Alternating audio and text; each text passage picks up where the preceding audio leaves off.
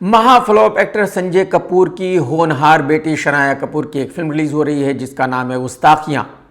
इस फिल्म का मैंने टीजर रिलीज किया था, आप लोगों को बताया था कि इस फिल्म की कहानी को कहां से उठाया गया है। इस फिल्म की कहानी को महाभारत के दो किरदारों से उठाया गया है। फिल्म का कॉन्सेप्ट एक लाइन में यह है कि लड़की का यह मानना है कि अगर लड़का अंधा हो गया है तो वो भी अंधी हो जाएगी, लेकिन वो उसको इतना प्यार करती है कि उसको कभी छोड़ेगी नहीं। इस फिल्म में हीरो है विक्रांत मैसी, जो अपने आप को बहुत बड़ा सुपरस्टार मानता है। यह अलग बात है कि उसका पड़ोसी भी नहीं जानता कि वो एक्टर है। कुछ दिनों पहले इस भाई ने एक ड्रामा किया था और कहा था कि मैं बॉलीवुड से थक चुका हूं, बॉलीवुड के लोग बहुत ही घटिया है, यही वजह है कि मैं संन्यास ले रहा हूं, अब आगे मैं फिल्में नहीं करूंगा। लेकिन फिर कुछ दिनों के बाद ही इस फिल्म का टीजर रिलीज हो गया था, तो आप अंदाजा लगा सकते हैं कि कितना बड़ा नौटंकी है। ट्रेलर चालू होता है, शनाया ने काली पट्टी अपनी आंखों पर बांधी हुई है और वो हीरो उसको सिखा रहा है कि अगर तुम अंधी हो जाती हो तो तुम्हें किस तरह से बिहेव करना है। और पूरे ट्रेलर में स्टार्ट से लेकर आखिर तक एक ही कहानी है। कभी लड़के ने काली पट्टी बांधी हुई है, कभी लड़के ने काला चश्मा पहना हुआ है, कभी लड़की ने काली पट्टी बांधी हुई है, कभी लड़की अंधी बनी है, कभी लड़का अंधा बना है, कभी दोनों अंधे बने हैं। यानी कि मुझे मजबूरन फिर से वही कहना पड़ेगा जो मैं नहीं कहना चाहता कि ये एक नंबर की कहानी है, एक नंबर की फिल्म है। और अंधे भी कौन है? विक्रांत और शनाया। अरे भाई साहब, अगर ये अंधे ना हो तब इनकी फिल्म कोई नहीं देखता, तो अगर ये अंधे बने हैं तो कोई इनकी फिल्म क्यों देखेगा? मेरी समझ में सिर्फ इतनी सी बात नहीं आती कि जब ये बॉलीवुड वाले किसी फिल्म को बनाते हैं तो उससे पहले बैठकर ये सोचते हैं कि नहीं सोचते कि भाई इस फिल्म को कौन से दर्शक देखेंगे।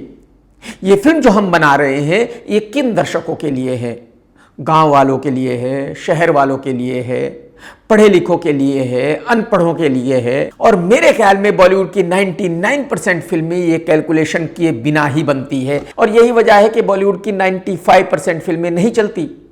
100 में से सिर्फ 5 फिल्में चलती हैं, 95 फ्लॉप होती हैं। लेकिन शायद फिल्म के क्लाइमैक्स से पहले एक ट्विस्ट आता है कि लड़की को अब किसी और लड़के से प्यार हो गया है और अब विक्रांत कह रहा है कि मैं शहर को छोड़कर जा रहा हूं क्योंकि मैं तुम्हें किसी और लड़के के साथ नहीं देख सकता। यह एक्टर कोई नया लड़का है, जाहिर सी बात है कोई फेमस लड़का विक्रांत मैसी के साथ ये फिल्म क्यों करेगा। और अब फिर से एक ट्विस्ट है कि शायद लड़की फिर विक्रांत के पास आ जाती है और फिर विक्रांत से कहती है कि नहीं, मैं उसको प्यार नहीं करती, मैं तुमको ही प्यार करती हूं, तुमसे ही ज्यादा प्यार करती हूं।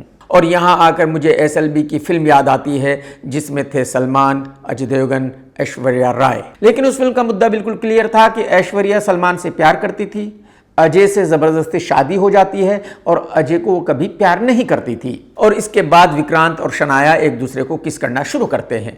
बॉलीवुड की जितनी भी लड़कियां हैं उनका ये सबसे पहला काम है कि हर फिल्म में लड़कों को किस करना है। जो भी लड़का मिले उसको किस देनी ही देनी है, बिना किस दिए रहना नहीं है। ये बहुत अच्छा काम शुरू किया बॉलीवुड की लड़कियों ने। एक्चुअली जो बाहर की लड़कियां आया करती थी बॉलीवुड में, ये काम वो किया करती थी, बॉलीवुड की लड़कियां ये काम किया ही नहीं करती थी। यही वजह है कि फिल्में बाहर की लड़कियों को मिला करती थी, बॉलीवुड की लड़कियों को नहीं मिला करती थी। लेकिन अब बॉलीवुड की लड़कियों ने कहा कि भाई साहब, जो बाहर की लड़कियां करती है वो तो कुछ भी नहीं है, हम तो उनसे 10 गुना ज्यादा करेंगे, आप फिक्र ही मत करो, फिल्में हमें दो, हमें अपनी फिल्म में हीरोइन लो। बढ़िया है, बहुत बढ़िया काम कर रहे हो भाई आप लोग। तो एक्चुअली ये ट्रेलर देखने के बाद मैं ये कह सकता हूं कि शायद इस फिल्म का चलना भी नामुमकिन है। उसकी वजह यह है कि जो स्टार कास्ट है वो भी कमजोर है और म्यूजिक भी बहुत कमजोर है और मेरे ख्याल में कहानी भी बहुत कमजोर है। जब इस फिल्म का ट्रेलर रिलीज हो रहा था तो शनाया का फादर संजय कपूर वहां रो रहा था। क्यों रो रहा था मुझे तो पता नहीं। वो इसलिए रो रहा था कि बेटी ने विक्रांत को खूब दिल भर के किस किया है, या वो इसलिए रो रहा था कि फिल्म बहुत ही खराब बनी है, या वो बेचारा शायद इसलिए रो रहा था कि फाइनली उसकी बेटी भी एक्ट्रेस बन गई है और वो भी इतनी ही बड़ी फ्लॉप रहने वाली है जितना वो खुद था। अब संजय कपूर के रोने की क्या वजह हो सकती है, इसका अंदाजा आप भी लगाइए। इसी फ्राइडे काजोल की फिल्म मार रिलीज हुई है, तो जाहिर सी बात है काजोल ने बहुत सारे इंटरव्यू दिए हैं, बहुत सारे पॉडकास्ट किए हैं। और एक इंटरव्यू में जब काजोल से पूछा गया कि बॉलीवुड में सबसे बड़ा खान कौन है, सबसे ज्यादा बड़ा स्टार कौन है, SRK, आमिर या सल्लू, तो जरा सुनिए काजोल ने क्या कहा। Salman is Salman Khan. We can't argue with that. And Salman Khan has remained Salman Khan through the years. I think Aamir ने एक इंटरव्यू में कहा है कि Salman is definitely a bigger star than me, क्योंकि उसकी पिक्चर जैसी भी हो मतलब वो 100 करोड़ तो कर ही लेती है। जो काजोल ने कहा कि आमिर को बहुत सारे अवार्ड्स मिले, SRK को भी बहुत सारे अवार्ड्स मिले, लेकिन हकीकत यह है कि सलमान इन दोनों से बहुत बड़ा स्टार है। सलमान से बड़ा स्टार बॉलीवुड में आज तक कोई हुआ ही नहीं। और इससे बिल्कुल क्लियर हो गया है कि काजोल मेंटली डिस्टर्ब है। काजोल को बेचारी को कुछ पता नहीं है बॉलीवुड के बारे में। काजोल को सिर्फ इतना ही पता है कि वो भी एक एक्ट्रेस है। अरे मैडम, सल्लू SRK और आमिर से बड़ा स्टार है, कुछ तो खौफ खाइए, कुछ तो मर्यादा रखिए। वो सल्लू जिसकी पिछली 10 फिल्में डिजास्टर हैं, जिसकी फिल्म आज किसी को देखनी ही नहीं है, उसको आप बहुत बड़ा स्टार बता रही हो। कौन सी दुनिया में हो? यही हो कि मार्स पर घूम के आई हो? मतलब कुछ भी। अच्छा, काजोल की इस बात से यह भी साबित होता है कि ये SRK से कितना हेट करती है, SRK से कितना जलती है और आमिर से भी कितना जलती है। आमिर ने अपने 5 घंटे के पॉडकास्ट में फिर से एक ऐसी बात कही जिसको सुनकर मैं हैरान हो गया और जिसको सुनकर मैं गारंटी के साथ कह सकता हूं कि टिंगू भाई मेंटली डिस्टर्ब है। इसको फौरन ही मेंटल हॉस्पिटल में भर्ती कराया जाए।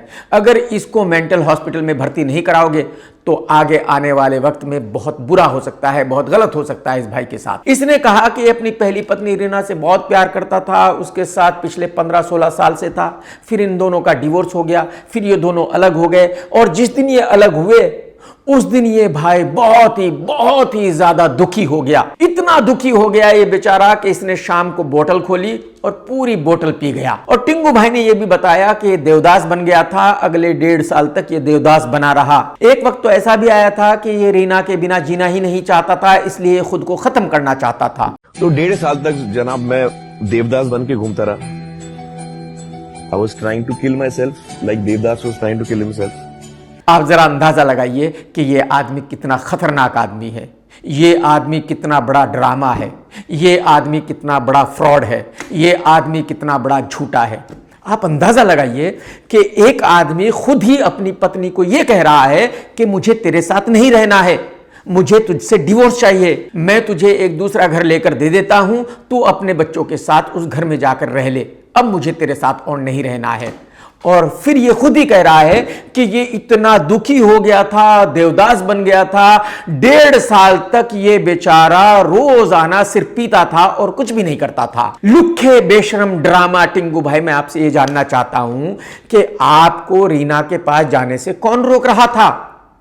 रीना ने तो नहीं कहा था कि उसको डिवोर्स चाहिए। डिवोर्स तुमने लिया था क्योंकि तुमको किरण राव से शादी करनी थी। कंधे पे लेकर तुम घूमते हो, जहां कोई मिल जाए वहीं चालू हो जाते हो। तो फिर इसमें देवदास बनने वाली कहानी कहां से आती है? टिंगू भाई, आपको क्या लगता है कि जब आप ऐसी बातें करते हो तो लोग सुनकर बहुत ही दुखी हो जाते हैं? अबे नहीं बेवकूफ इंसान, वो लोग तेरी ऐसी बातें सुनकर हंसते हैं और कहते हैं कि तू कितना बड़ा चूतिया है, तू कितना बड़ा लुक्खा है, तू कितना बड़ा ड्रामा है। जो कोई भी तेरा सलाहकार है जो तुझे इस तरह की सलाह देता है कि तू मीडिया के सामने कहा कर कि जब रीना से तेरा डिवोर्स हुआ था तो तू देवदास बन गया था, 1.5 साल तक घर में पड़ा रहा था, बंद कर लिया था अपने आप को क्योंकि तू बहुत दुखी था, वो तेरा चूतिया बनाते हैं, तेरा बेवकूफ बनाते हैं। लोगों को पता है कि तूने ही डिवोर्स लिया था। पोतड़ों की बिगड़ी हुई टीवी एक्ट्रेस श्वेता तिवारी को तो आप सभी जानते हैं, उसकी बेटी भी पोतड़ों की बिगड़ी हुई है। इसका जो पहला हस्बैंड है राजा, वो मेरठ से है। अब उसने एक इंटरव्यू दिया है और कहा है कि उससे डिवोर्स लेने के बाद श्वेता ने अपने भाई से शादी की थी। राजा का कहना यह है कि जब श्वेता और राजा साथ में थे, एक साथ रहा करते थे, उस वक्त भी श्वेता अभिनव के साथ घूमा करती थी। और जब राजा श्वेता से पूछता था कि तू उसके साथ क्यों घूमती है, तो श्वेता कहती थी कि वो मेरा भाई है। तो राजा का कहना यह है कि जिसको वो भाई कहती थी, मुझसे डिवोर्स लेने के बाद उसी से उसने शादी की थी। मैं राजा भाई से कहना चाहता हूं कि भाई साहब, आपको अचंभा क्यों हुआ? यह बॉलीवुड है, यहां कुछ भी हो सकता है भाई साहब। एक टाइम में कैट ने भी अपने बॉयफ्रेंड को भाई कह दिया था। यहां तो ऐसा बहुत बार हो चुका है भाई साहब। श्रीदेवी जी ने बोनी कपूर से शादी करने से पहले बोनी कपूर को राखी बांध दी थी। तो ये आपके साथ पहली दफा नहीं हुआ, बात को समझिए आप। धर्मा की एक नई फिल्म आ रही है जिसका नाम है सरजमीन। सरजमीन का एक छोटा ट्रेलर रिलीज किया गया है और मैं उसी का रिव्यू कर रहा हूं। मैं आपको ये बता दूं कि ये फिल्म तकरीबन 2-3 साल से बनकर पड़ी हुई है, रिलीज नहीं हुई और अब शायद ये डायरेक्ट ओटीटी पर रिलीज हो रही है। एक्चुअली सैफ अली खान के बेटे की ये पहली फिल्म है और इसको डायरेक्ट किया है बोमन ईरानी के बेटे ने। इस फिल्म में काजोल है, सैफ अली का बेटा है और एक साउथ का एक्टर है। ट्रेलर चालू होता है, बर्फ ही बर्फ है, पुलिस की गाड़ियां जा रही है, शायद मिलिट्री की गाड़ियां हैं। जो साउथ का एक्टर है उसकी एंट्री होती है, वो गोली चलाता है और वो कहता है कि मेरे लिए सरजमीन से बढ़कर कुछ भी नहीं है। एक्चुअली ये सब देखकर बिल्कुल क्लियर हो जाता है कि शायद ये फिल्म आतंकवादियों पर बनाई गई है। अब सैफ अली खान के बेटे की एंट्री होती है, वो शर्ट निकालता है और दिखाता है कि उसकी बढ़िया बॉडी है और उसने बड़ी सी दाढ़ी भी रखी हुई है। कश्मीर के बर्फ है, पहाड़ियां हैं, मिलिट्री की गाड़ियां जा रही है, बीच बीच में काजोल आती रहती है। ये सब देखकर बिल्कुल क्लियर हो जाता है कि इस फिल्म को शूट किया गया है कश्मीर में और इस फिल्म में किसी आतंकवादी की कहानी को कहा गया है। अगर आपको याद हो तो काजोल इससे पहले भी एक ऐसी फिल्म कर चुकी है जिसमें हीरो था आमिर खान, जिसका नाम था फना। सैफ अली खान के बेटे की इससे पहले भी एक फिल्म रिलीज हुई थी, वो भी डायरेक्ट ओटीटी पर रिलीज हुई थी। आप जरा अंदाजा लगाइए, बताया जाता है कि सैफ अली खान रियल नवाब है, सैफ अली खान के पास बहुत पैसे हैं, लेकिन वही सैफ अली खान अपने बेटे को सही से लॉन्च ही नहीं कर पाया। सैफ अली खान के पास इतने भी पैसे नहीं है कि वो अपने बेटे को सही से लॉन्च कर सकता। सैफ अली खान के बेटे को छोटी छोटी ओटीटी फिल्में करनी पड़ रही है हीरो बनने के लिए। सैफ के बेटे की इन फिल्मों के आने से ये तो बिल्कुल क्लियर हो गया कि आने वाले वक्त में कभी भी ये लड़का बड़ा स्टार तो बन नहीं सकता, क्योंकि जाहिर सी बात है बड़ा स्टार बनने के लिए एक बहुत बड़ी लॉन्च की जरूरत थी, एक बहुत बड़ी पहली फिल्म बननी चाहिए थी जो बहुत बड़ी हिट होनी चाहिए थी, तब इस लड़के को स्टार माना जाता। तो अब ये हमेशा अपनी जिंदगी में सी और डी ग्रेड हीरो ही रहेगा और बेचारा सैफ अली खान भी अपनी जिंदगी में कभी ए ग्रेड हीरो नहीं बन सका, वो भी बी और सी ग्रेड में ही रहा है हमेशा आज तक। तो मुझे पर्सनली ऐसा लगता है कि सैफ अली खान बहुत ही कंजूस है, मक्खी चूस है। यही वजह है कि वो अपने बेटे के लिए एक बढ़िया फिल्म नहीं बना सका, वो अपने बेटे को एक बढ़िया लॉन्च पैड नहीं दे सका। मुझे पर्सनली ऐसा लगता है कि सैफ अली खान की एज ए फादर ये जिम्मेदारी थी कि वो अपने बेटे को एक बड़ी फिल्म में लॉन्च करता।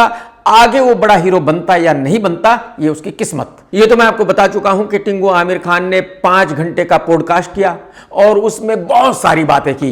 जब टिंगू से पूछा गया कि एक वक्त वो भी था कि तुमने एसआरके को बहुत गालियां दी थी, एसआरके को छिछोरा कहा था, एसआरके को ड्रामा कहा था और एसआरके ने भी तुमको छिछोरा कहा था, ड्रामा कहा था। तो टिंगू भाई ने कहा कि वो जमाना अलग था, उस वक्त हम अलग तरह से सोचा करते थे, लेकिन अब जमाना अलग है, अब हम दोनों बहुत अच्छे दोस्त हैं।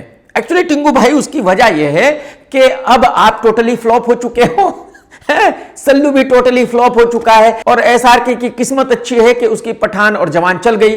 तो जाहिर सी बात है अब आप तीनों के पास इसके अलावा और चारा क्या है कि आप तीनों एक दूसरे के साथ दोस्ती रखें, आप तीनों एक दूसरे को अपना भाई कहें, आप तीनों ही एक दूसरे को सपोर्ट करें, क्योंकि आप लोगों का ऐसा मानना है कि ये ऐसा वक्त है कि अगर आप लोग एक दूसरे को सपोर्ट नहीं करेंगे तो फिर आप लोगों का कैरियर फौरन ही खत्म हो जाएगा, लेकिन अगर एक दूसरे की सपोर्ट करेंगे तो शायद कुछ सालों और आपका कैरियर चल जाएगा। और मैं पूरी तरह आपकी सोच से इत्तेफाक रखता हूं, आप लोग बिल्कुल सही सोच रहे हो, तीनों साथ में रहो, साथ में नहीं रहोगे तो भाई साहब बाय बाय टाटा हो जाएगा, कैरियर खत्म हो जाएगा, बात को समझो। मैंने आप लोगों को अपने पिछले वीडियो में बताया था कि करीना ने कल्लू भाई को बॉलीवुड का बेस्ट एक्टर बताया है। कौन कल्लू भाई? कैटरीना का ड्राइवर। और मैंने यह भी कहा था कि इसकी वजह यह हो सकती है कि करीना रणबीर कपूर से बहुत जलती है, लेकिन अब करीना ने ऐसा कुछ कहा है जिससे बिल्कुल क्लियर हो गया है कि रणबीर कपूर और करीना के बीच में कुछ खटपट चल रही है। शायद आलिया की वजह से खटपट चल रही है और यही वजह है कि आज की तारीख में हर जगह करीना कपूर यह साबित करने पर तुली है कि रणबीर कपूर बिल्कुल स्टार नहीं है, रणबीर कपूर को एक्टिंग भी नहीं आती, रणबीर कपूर बॉलीवुड में कोई है ही नहीं। अब करीना कपूर ने कहा है कि कपूर फैमिली की लिगेसी को रणबीर कपूर आगे नहीं बढ़ा रहा है, बल्कि करीना और उसकी बहन करिश्मा ने इस लिगेसी को आगे बढ़ाया है। आप जरा अंदाजा लगाइए कि रणबीर कपूर कौन है। रणबीर कपूर आज का बहुत बड़ा सुपरस्टार है। रणबीर कपूर हिंदुस्तान का one of the best actor है।